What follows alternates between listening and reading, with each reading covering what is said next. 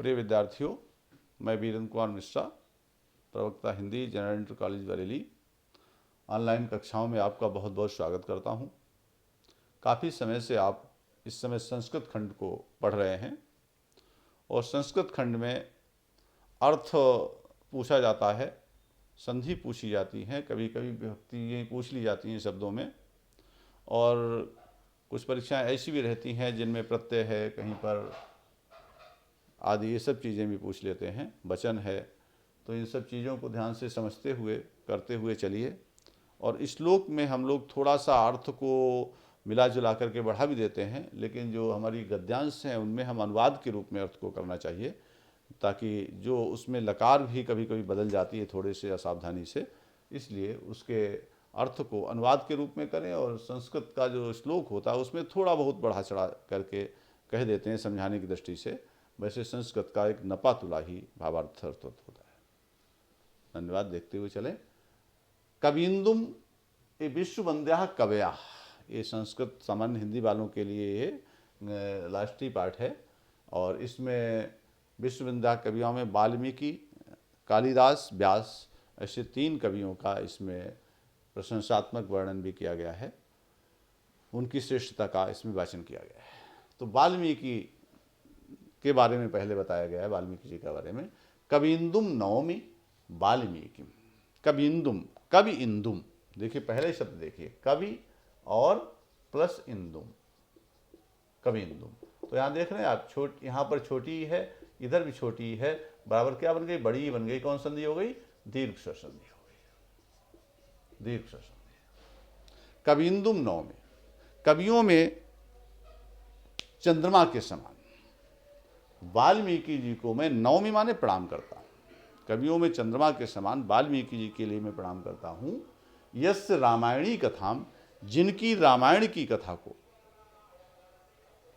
जिसकी रामायण की कथा को विद्वान, कोविदा माने विद्वान, उसी प्रकार चुनते हैं, खोजते हैं, जैसे चंद्रिका मिव चिन्नंति चकोरा, जैसे कि चकोर पक्षी चांदनी को चुनता है, खोजता है।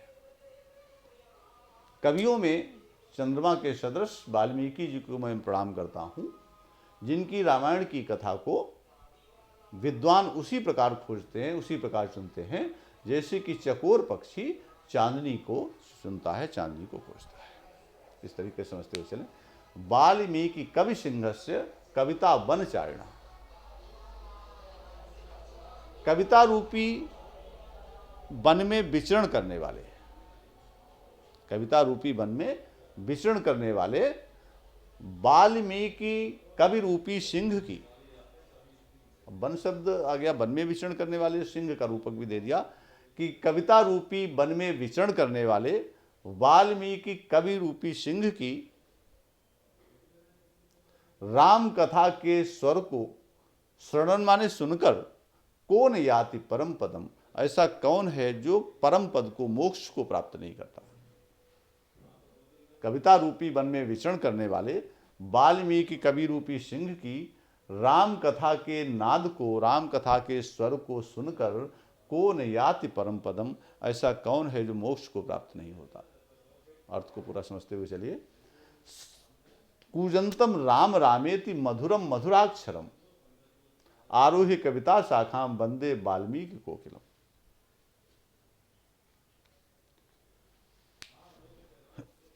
कविता रूपी शाखा पर बैठकर, कविता रूपी, कविता शाखा आरूढ़ है। संस्कृत में अर्थ अन्वय के अनुसार कहीं से भी उठाया जा, कहीं से बीच से भी कोई शब्द उठाया जा सकता है, उसको हम अन्वय के रूप में कर लेते हैं। तो कविता शाखा आरूढ़ है, कविता रूपी शाखा पर बैठे हुए, मधुर मधुर अक्षरों में, मधुर मधुर शब्दों में, राम राम ऐसा, राम रामेति, राम राम ऐसा, कूजंतम माने बोलने वाले वाल्मीकि रूपी कोयल को, वाल्मीकि कवि रूपी जो कोयल को वंदे माने प्रणाम करता हूँ। ये इसलिए कोयल शब्द का प्रयोग किया हुआ है कि मधुर मधुर शब्दों में से, मधुर शब्दों में कोयल बोलती है, वैसे वाल्मीकि जी के स्वर के लिए बहुत सस्वर, बहुत कर्ण प्रिय के रूप में उन्होंने एक संज्ञा दी है। तो कविता रूपी शाखा पर बैठकर मधुर मधुर अक्षरों में सुंदर अक्षरों में, प्रिय अक्षरों में, कर्ण प्रिय अक्षरों में राम राम ऐसा गूंजने वाले वाल्मीकि रूपी कोयल को मैं प्रणाम करता हूँ।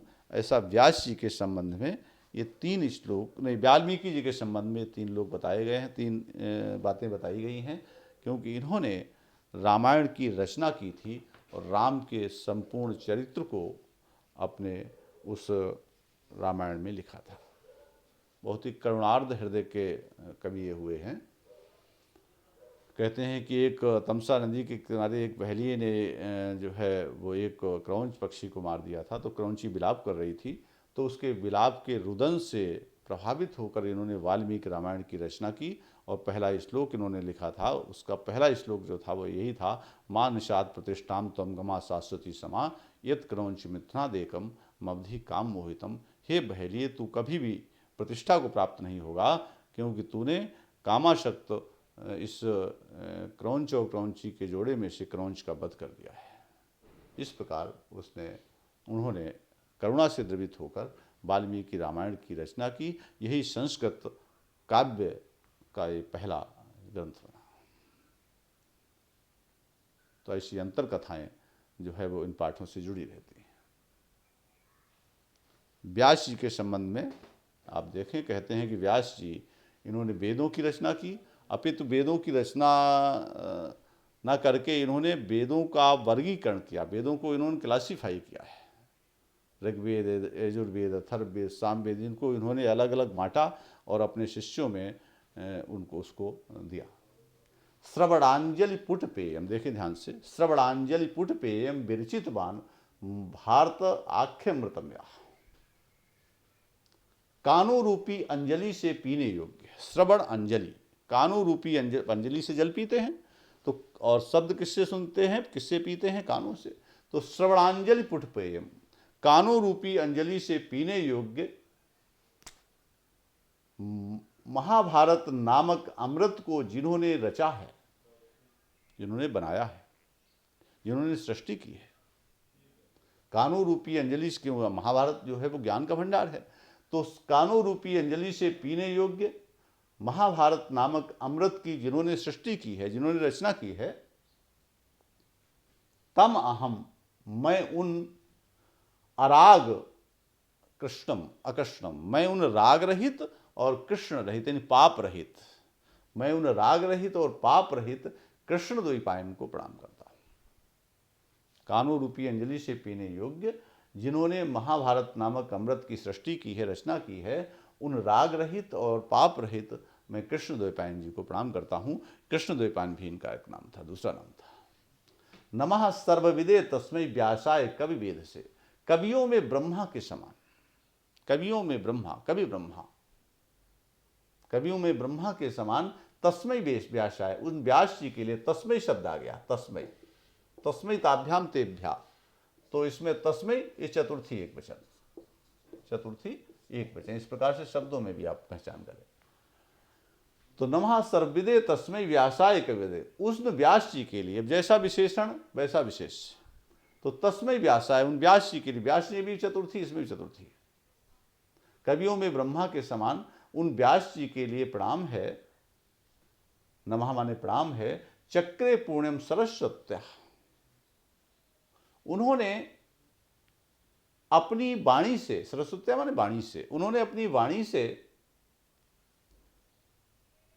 महाभारत नामक ग्रंथ को पवित्र बनाया है, रचा है। जैसे कि सरस्वती नदी के द्वारा जो है ब्रह्मा ने क्या किया, इस भारतवर्ष को पवित्र किया था। सब कुछ कवियों में ब्रह्मा के समान उन व्यास जी के लिए प्रणाम है, जिन्होंने अपनी वाणी से, जैसे सरस्वती नदी ने भारतवर्ष को पवित्र किया है, सरस्वती नदी भी पहले प्रवाहित की थी, बहुत पवित्र नदियों में थी, जैसे कि सरस्वती नदी ने इस वर्ष में, इस भारतवर्ष को पवित्र किया है, वैसे ही आपने अपनी वाणी से इस महाभारत नामक ग्रंथ को लिख करके इसको पवित्र बनाया है। ऐसे करके समझ, नमोस्तुते व्यास विशाल बुद्धे,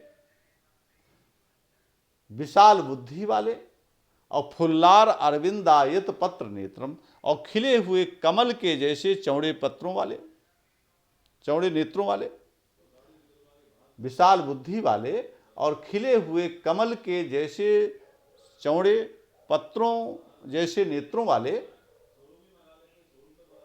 हे व्यास जी नमोस्तु, आपको प्रणाम है। एनत्वया, जिन्होंने भारत तैल पूर्णा, जिन्होंने महाभारत रूपी तेल से पूर्ण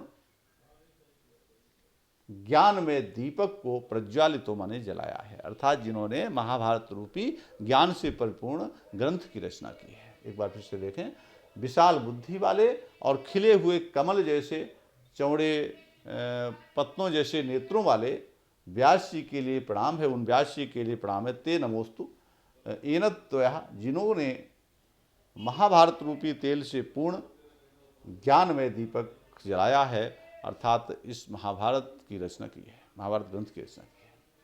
देखते चलें, बहुत ही सार गर्भित सारे श्लोक हैं और ध्यान से धैर्य से समझने के हिसाब से जरूरत है इसकी।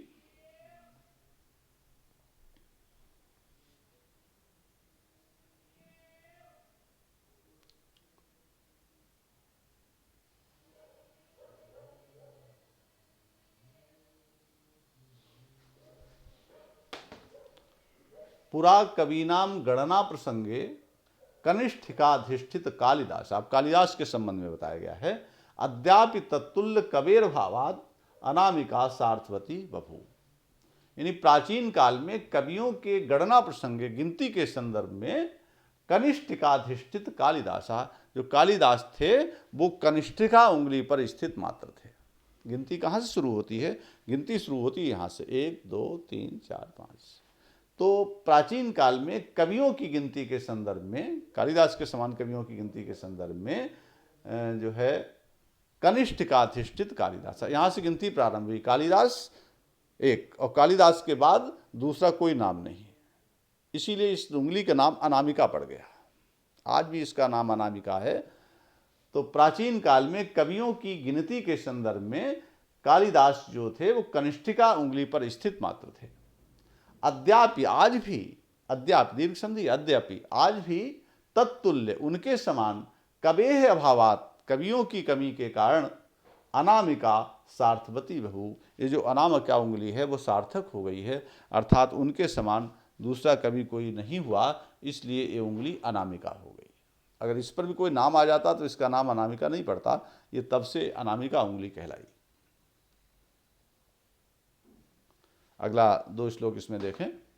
कालिदास गिरा सारम कालिदासा सरस्वती, बताया है कवि ने कि कालिदास की वाणी के सार को, गिरा सारम, कालिदास की वाणी के तत्व को कालिदासा, कालिदास जानते हैं, सरस्वती जानती है, चतुर्मुखो अथवा ब्रह्मा, अथवा 4 मुख वाले ब्रह्मा जानते हैं। कालिदास की वाणी के सार को कालिदास जानते हैं, सरस्वती जानती है, अथवा चतुर्मुख ब्रह्मा जी जानते हैं। विदुर न अन्य मादृशा, मादृशा मेरे जैसे सामान्य अल्पज्ञ विद्वान नहीं, मेरे जैसे विद्वान नहीं। कालिदास की वाणी के सार को कालिदास, सरस्वती अथवा 4 मुख वाले ब्रह्मा जानते हैं, मेरे जैसे सामान्य लोग नहीं, मेरे जैसे सामान्य विद्वान नहीं। ऐसा कालिदास के महत्व को इसमें बताया है। निर्गतासु नवा कस्य कालिदासस्य सूक्तिषु, कस्य शब्द आ गया है, कस्य, कस्य कयो के शाम षष्ठी, एक वचन। तो निर्गतासु नवा कस्य कालिदासस्य सूक्तिषु प्रीतिर मधुर सांद्रासु मंजरीषु विवजायते।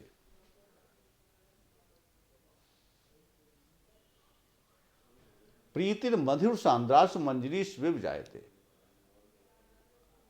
निर्गतासु, नई निकली हुई, नई निकली हुई, नई उच्चारण की हुई, प्रीति और माधुर्य से युक्त, प्रीति मधुरता और कहते हैं कि कोमलता, इससे युक्त, जैसे कि आम्र मंजरी से विभजायते, जैसे कि आम्र मंजरियों में जो है वो मधुरता और कोमलता होती है, आम्र मंजरियों में होती है, वैसे कालिदास की सूक्तियों के उच्चारण मात्र में भी वैसा ही प्रीति, मधुरता, कोमलता दिखाई देती, उत्पन्न होती है। ऐसे कह सकते हो, निर्गतासु नई निकली हुई आम्र मंजरियों में जैसे